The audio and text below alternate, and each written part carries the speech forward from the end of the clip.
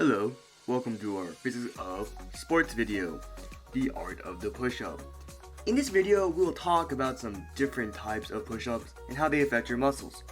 We'll also discuss some science concepts to improve your push-up performance and form. Art of the push-up, standard push-up. The standard push-up is the most well-known one, and it strengthens your chest, shoulders, triceps, abs, and wing muscles. Start in a plank position with your hands under your shoulders, arms straight, and feet together. Lower your body until your arms form a 90-degree angle, push yourself back up, and repeat for as many times as you want. Make sure to keep your back straight by bracing your core muscles. In the standard push-up, you lift about 2/3 of your body weight. The force on my hands as I push up is 554 newtons, or about 124 pounds, since I'm lifting my weight against the force of gravity. I multiplied that number by the distance I moved to get the amount of work I did, which was about 62.3 joules. The average force on my hands per second is 97 newtons per second, which is about 21 pounds per second. Art of the push-up, knee push-up. If you're not strong enough to do the normal push-up yet, the modified push-up is an easier option that still works out a lot of your upper body muscles.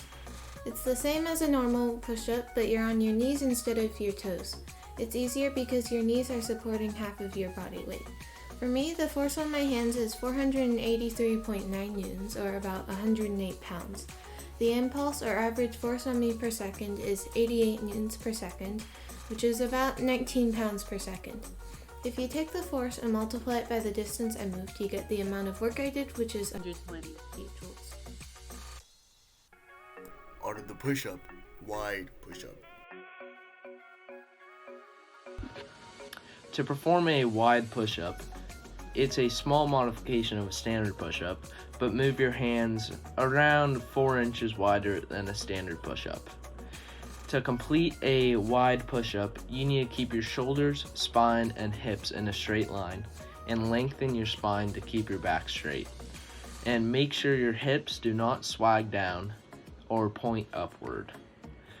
Then look at the spot that you are going down and slightly touch your chest to the ground.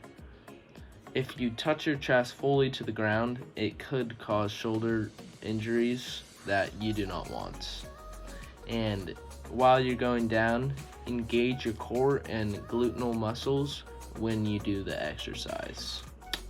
And for my example of the wide push-up, I am going down at a force of 636.27 newtons. And my velocity going up and down is 0.6 meters per second. Art of the push-up, narrow push-up. If you are very strong doing a standardized push-up, then you can move on to a narrow push-up. A narrow push-up is almost the same as a standard push-up, but with your arms inside your shoulders and your thumbs touching. To perform a narrow push-up, you want your back straight and your arms straight and your legs straight. You want to go down and have your chest touch the back of your hands. Then pause, then push back up, then repeat.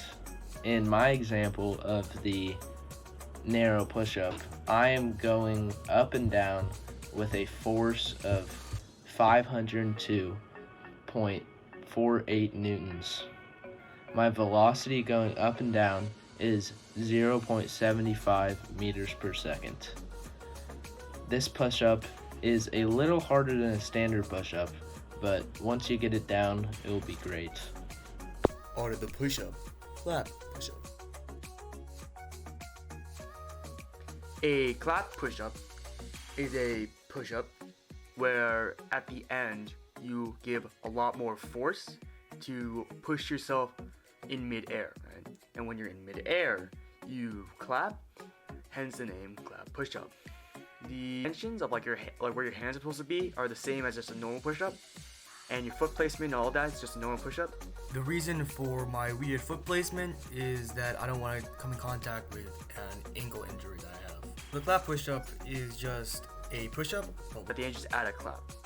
This push-up really strengthens your power of your muscle, but doesn't really do much else besides just adding more resistance. The force I exerted when doing a clap push-up was about 590.8 newtons, and my velocity was 0.5 meters per second. work I did, which is just your force Time. distance, was 450 joules, and my momentum, which is 42 newtons per second. Wide clap push-up. A wide clap push-up is basically just a wide push-up, but at the end when you're going up, you use a lot more force to send yourself in mid-air. And once you're in mid-air, you clap, hence the name wide clap push-up.